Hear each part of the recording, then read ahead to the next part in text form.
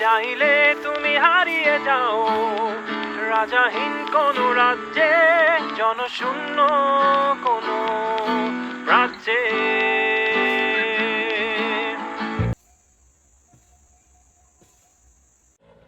Hello, good morning. So basically আজকে শ্রীলঙ্কাতে আমার second day এবং আমি আছি এখন হচ্ছে সিগিরিয়াতে এবং আজকের দিনটা এখানেই থাকবো। সো আজকের প্ল্যান হচ্ছে বেসিক্যালি হচ্ছে এখানকে যে ফেমাস লায়ন রক আছে এবং হচ্ছে পিদুরাঙ্গালা রক আছে, এই দুটা জিনিস একটু এক্সপ্লোর করে দেখবো। এটার কথা অনেক শুনছি যে ভিউ নাকি অনেক চমৎকার, বাট জানি না আসলে কেমন হবে। Let's find out. তড়িঘড়ি করে সকালের নাস্তা সেরে বেরিয়ে পড়লাম পিদুরাঙ্গালার উদ্দেশ্যে। ততক্ষণ অবশ্য রোদ উঠেছে মাথার উপরে। রৌদ্রোজ্জ্বল ঝকঝকে আকাশ মোটেই হাইকিংয়ের জন্য উপযুক্ত নয়, কিন্তু কি আর করার, বসে থাকার তো জো নেই। প্রকৃতিকে দেখতে হবে প্রকৃতির নিয়ম মেনেই।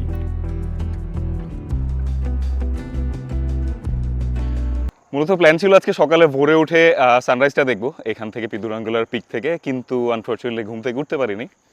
এখন প্রায় 11টার মতো বাজে। ঘুম থেকে উঠে এখন যাচ্ছি পিদুরাঙ্গালার দিকে। আর আমার হোটেল ছিল পাশেই, আমি একটা হোস্টেলে ছিলাম এখান থেকে প্রায় 4 কিলোমিটার ডিস্টেন্সে।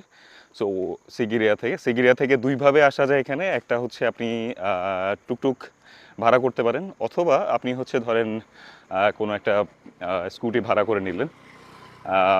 সো দেখলাম যে টুকটুকে আসলে ভাড়া অনেক বেশি যায়, 800 থেকে 1000 রুপি, যেটা বাংলাদেশি টাকায় 300-400 টাকা ফর 3-4 কিলোমিটার রাইড। সো ভাবলাম যে খামোখা এতগুলো টাকা নষ্ট করার দরকার নেই, হেঁটেই চলে যাই। But I don't regret it. I would say এখানে হেঁটে আসাটাই অনেক বেটার। একটা হচ্ছে খুবই অল্প ডিস্টেন্স, প্লাস হচ্ছে রাস্তাটা অনেক নাইস, চারপাশে গাছপালা বন জঙ্গল, এর মাঝখান দিয়ে যে কোনো একটা রাস্তা, এবং প্রচুর পরিমাণে পাখি আছে এখানে। পাখির ডাকটাক শোনা যায়, আমি জানি না শোনা যাচ্ছে কিনা এখানে ভিডিওতে। So it's a nice walk. ততক্ষণে বেলা বাড়লেও দুই পাশের গাছের শীতল ছায়া আর একটু পরপর মেঘের আবির্ভাবের কারণে হাঁটতে মোটেই খারাপ লাগছিল না। তার উপরে জনশূন্য এই পথের শুনশান নীরবতা আর পাখিদের বিরামহীন কলকাকলি ছিল একটা বাড়তি পাওনা। যাই হোক, এদেরকে সঙ্গে করে নিয়ে ধীরমন্থর গতিতে এগিয়ে চললাম গন্তব্যের দিকে।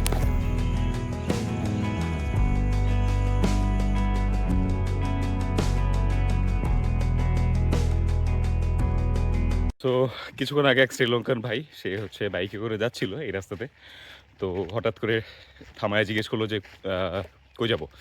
তো যখন বললাম পিদুরাঙ্গালা রক, বলো কামুইত নেই। সো উনি বেসিক্যালি ওই রাস্তাতেই যাচ্ছিল, অ্যান্ড যেহেতু পিছনের সিটটা ফাঁকা ছিল, একটু নিজে থেকে রাইড দিয়ে দিল আর কি। সো ব্যাপারটা অনেক নাইস। শ্রীলঙ্কান লোকজন অনেক ফ্রেন্ডলি। আমার কালকে আসার পর থেকে বেশ কিছু অ্যামেজিং এক্সপিরিয়েন্স হয়েছে শ্রীলঙ্কার মানুষজনের সাথে। অনেক শুনছি যে শ্রীলঙ্কার মানুষজন নাকি অনেক ভালো, বাট অ্যাকচুয়ালি যতটুকু শুনছি তার থেকেও অনেক বেশি ভালো মনে হচ্ছে লোকজন। দেখি লেটস সি, আরও 13 দিন তো আছে, দেখি আসলে অ্যাকচুয়ালি কেমন, সবাই ভালো কিনা। শ্রীলঙ্কা মূলত বৌদ্ধ প্রধান দেশ হওয়ায় পথে প্রচুর পরিমাণে বৌদ্ধদের উপাসনালয় চোখে পড়ে। সুন্দর সুন্দর এই স্থাপনাগুলো মূলত পথের সৌন্দর্যকে আরও কয়েক গুণ বাড়িয়ে দেয়। যাই হোক, এসব দেখতে দেখতে যখন এগিয়ে চলছিলাম, শেষের দিকে এসে গাছ কিছুটা কমে যাওয়ায় একটু কষ্ট হচ্ছিল হাইকিংয়ে। মনে হচ্ছিল একটু বৃষ্টি হলে মন্দ হতো না। বিধির বাম, একটু পরেই মুষলধারে বৃষ্টি নামা শুরু হলো এবং চারপাশে তাকিয়ে দেখলাম মাটি থেকে যেন ধোঁয়া উঠছে। মনে হলো যেন আমার সাথে সাথে প্রকৃতিও একটু হাঁপ ছেড়ে বাঁচল। সো বেসিক্যালি আমরা অলমোস্ট চলে আসছি, অ্যান্ড এখানে বেসিক্যালি হচ্ছে আপনাকে ঢুকতেই একটা টেম্পল পাবেন। এই টেম্পলের এখান থেকে হচ্ছে টিকিট কাটতে হয়। টিকিটের দাম হচ্ছে 1000 রুপি, উইচ ইজ বাংলাদেশি টাকায় প্রায় 300 থেকে 350 টাকা আর কি। কম্পেয়ার টু আদার প্লেসেস এটা মোটামুটি চিপই আছে, অন্য জায়গাগুলোতে আরও বেশি নেয় এন্ট্রি ফি হিসেবে। এখন গেলে বোঝা যাবে যে উপরে আসলে এটা ওর্থ কিনা ভিউটা। Let's see. ওয়ান থিং, সেটা হলো যে এই পয়েন্টটা থেকে মন্দির থেকে আপনাকে 30 মিনিট থেকে 1 ঘন্টা আপনার ফিটনেসের উপর ডিপেন্ড করে হাইক করে যাইতে হবে। সো মাথায় রেখেন, যদি আপনার হাইকিং পছন্দ না হয় বা হাইকিং আপনার ভালো না লাগে, তাহলে আসার দরকার নেই, কারণ এখান থেকে আসলে হাইক না করে যাওয়ার কোনো ওয়ে নেই, আপনাকে বাকি রাস্তাটা হাইক করেই যেতে হবে। অবশেষে আমাদের মূল হাইকিং শুরু হলো, এবং হাইকিং শুরু হতেই এই ভদ্রলোকের উষ্ণ অভ্যর্থনা এক ঝাঁক প্রজাপতি আর একদল দুষ্ট বানরের ছোটাছুটি দেখে মন ভালো হয়ে গেল।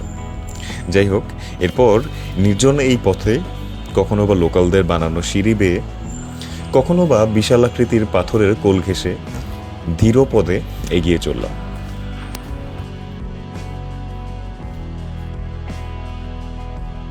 সো বেসিক্যালি আমরা হাফ ওয়েতে অলমোস্ট ডান। ট্রেলটা পুরোটাই পাথরের তৈরি, অর্থাৎ পাথরের ছোটো ছোটো সিঁড়ির মতো বানানো, এবং এর মধ্যে দিয়ে হেঁটে যাবেন। বেশ নাইস, এটা খুবই চমৎকার। চলেন আপনাদেরকে একটু দেখাই কেমন আসলে ট্রেলটা। So this is like this, এরকম সিঁড়ির মতো বানানো পাথর দিয়ে, এবং চারপাশে সবুজ গাছপালা। একটু বৃষ্টি হয়েছে, বৃষ্টি হওয়াতে ধরেন হচ্ছে এনভায়রনমেন্টটা আরও বেশি ভালো লাগতেছে, একটু ঠান্ডা লাগতেছে। So this is it, just imagine no traffic, no pollution, and you are walking through this. Oh my god, after so long I love hiking, but this seems very nice. It's different and beautiful. এই হাইকিংয়ের বিশেষত্ব হচ্ছে আপনার গন্তব্য কোনো পাহাড় অথবা ঝর্ণা নয়, আপনি মূলত একটা বিশাল আকৃতির পাথরের দিকে এগিয়ে যাচ্ছেন, যেটার উচ্চতা সমুদ্রপৃষ্ঠ থেকে প্রায় 200 মিটারের মতো। শেষের দিকে অবশ্য পিদুরাঙ্গুলা রয়্যাল কেভ টেম্পলের কিছু নিদর্শন দেখতে পাবেন, যেখানে রয়েছে বিশাল আকৃতির একটা স্লিপিং বুদ্ধায় স্ট্যাচু, যেটা এত উঁচু থেকে দেখতে বেশ সুন্দরও লাগে, কিছুটা অবাক করাও মনে হয় যে এত উঁচুতে এত আগে মানুষজন কিভাবে আসলে এটা বানিয়েছে, যেটা শুধুমাত্র লোকালরাই বলতে পারবে। সো প্রায় 30-40 মিনিটের মতো হাইকিং করার পরে ফাইনালি ডেস্টিনেশনে চলে আসছি, পিকে চলে আসছি। এবং এখন যদি আপনি আমাকে জিজ্ঞেস করেন যে আসলে এখানে আসা, এত দূর আসাটা কি অর্থের ছিল কিনা, অ্যান্সার দেওয়াটা ডিফিকাল্ট। সো আপনাদেরকে একটু ভিউটা দেখি, অ্যান্ড আপনারাই ডিসাইড করেন। Let's go.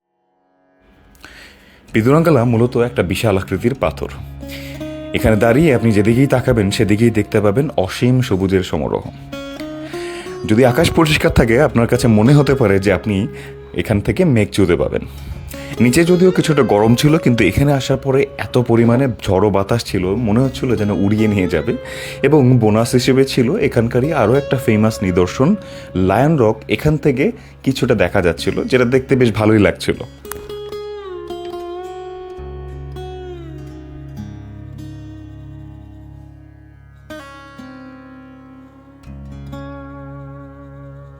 জাস্ট চিন্তা করেন, এই জায়গাতে আপনি বসে আছেন, ঝড়ের মতো বাতাসে ঠান্ডা লাগতেছে, এবং হচ্ছে এরকম একটা ভিউ আপনি এনজয় করতেছেন। So it's totally worth it. এবং সবথেকে বেস্ট টাইম হচ্ছে এখানে ভিজিট করা হচ্ছে ধরেন আর্লি মর্নিংয়ে।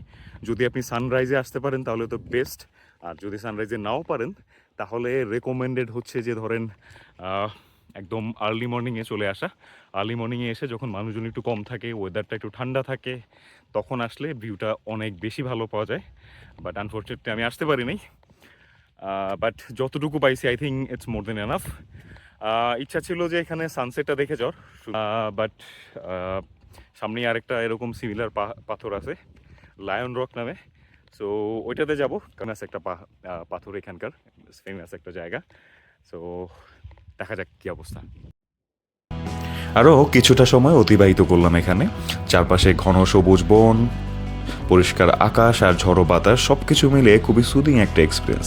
এখান থেকে একদমই যেতে ইচ্ছে করছিল না, কিন্তু সময় যেহেতু হাতে কম, কিছু করারও ছিল না, সো অগত্যা এখান থেকে যেতে হলো। যাই হোক, এখন আমাদের পরবর্তী গন্তব্য হচ্ছে lion rock. So let's go.